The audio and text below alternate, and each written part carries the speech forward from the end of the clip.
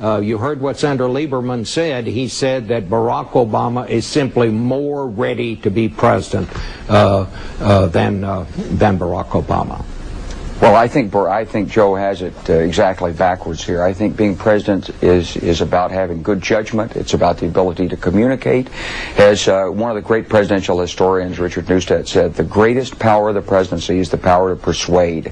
And what Barack Obama brings is incredible communication skills, proven judgment. You look at his meteoric rise in politics and you see a guy who deals with people well, who understands issues, who brings people together, and who has good judgment in moving forward. And I think what we need to do, Bob, is we need to stop talking about the old politics of left and right, and we need to pull together and move the country forward. And I think that's what Barack Obama will do. Well, you went so far as to say that you thought John McCain was, quote, and these are your words, untested and untried. And I must say, I had to read that twice, because you're talking about somebody who was a prisoner of war. He was a squadron commander, the largest squadron in the Navy. He's been on the Senate Armed Services Committee for these many years. How can you say that John McCain is untested and untried, General? Because in the matters of national security policy making, it's a matter of understanding risk, it's a matter of gauging your opponents, and it's a matter of being held accountable. John McCain's never done any of that in his official positions. I certainly honor his service as a prisoner of war.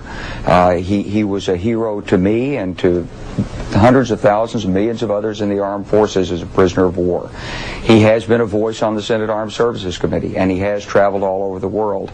But he hasn't held executive responsibility. That large squadron in the Navy that he commanded, it wasn't a wartime squadron. He hasn't been there and ordered the bombs to fall. He hasn't seen what it's like when diplomats come in and say, I don't know whether we're going to be able to get this point through or not. Do you want to take the risk? What about your reputation? How do we handle it publicly? He hasn't made those calls. Well, General, maybe could I just interrupt you? If you're sure. I have to say, Barack Obama has not had any of those experiences either, nor has he ridden in a fighter plane and gotten shot down. I mean, well, I don't think riding in a fighter plane and getting shot down is a qualification to be president. Really? But Barack is not. He is not running on the fact that he has made these national security pronouncements. He's running on his other strengths.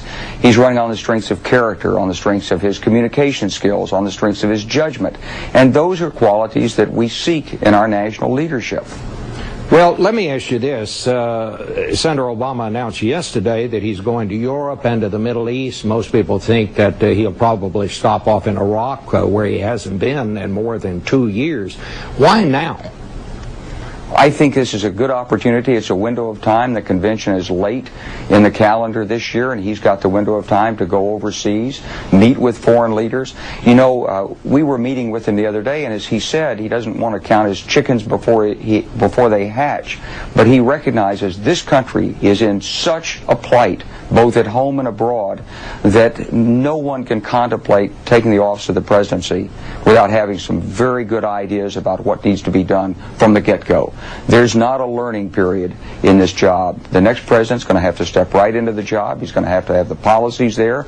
And I think Barack is taking a very sensible view of this by going abroad and meeting firsthand the leaders at this critical moment in times of America's needs abroad. General, what do you think would be the impact, let's say, on Iran, on the neighborhood around Iraq, if in fact Senator Obama is elected and he does announce that he's going to bring back the troops on a specific time schedule? As Senator Lieberman said, he's totally discounting things that could happen along the way.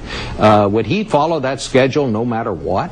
Well, I don't think Barack Obama is discounting things that have happened along the way. I think the critique is more like this, Bob, that the Bush administration and Joe Lieberman in the forefront have from the beginning relied excessively on military force as the answer to all the nation's security problems.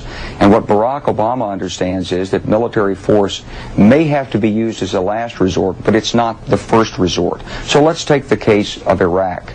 This administration went to a war it didn't really have to fight. Barack Obama called it like it was at the time in his speech early on before we went into Iraq.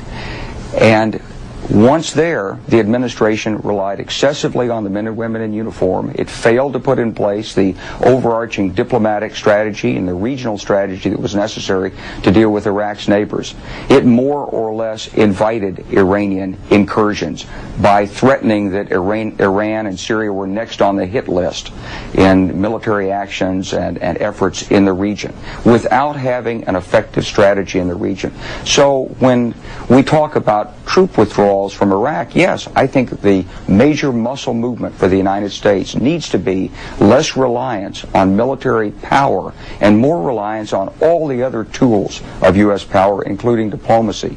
So it's within that vein that Barack Obama is talking about pulling troops back from Iraq. It doesn't mean that he's not going to be sensitive to other actions in the region. He's going to be much more sensitive to those actions than the kind of mechanistic, militaristic response that John McCain has habitually given.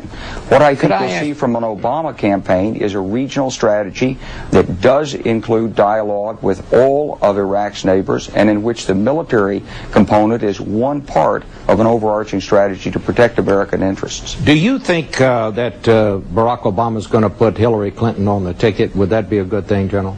Well, I'd love to see Hillary Clinton on that ticket, but I have a lot of respect for Hillary. I've known her for a long time. I think she's an outstanding person, but I think that's a decision that Barack Obama himself is going to have to make, and I'm sure he's weighing that decision. All right. Well, General, thank you so much for being with us this morning. You. Hope we can talk to you.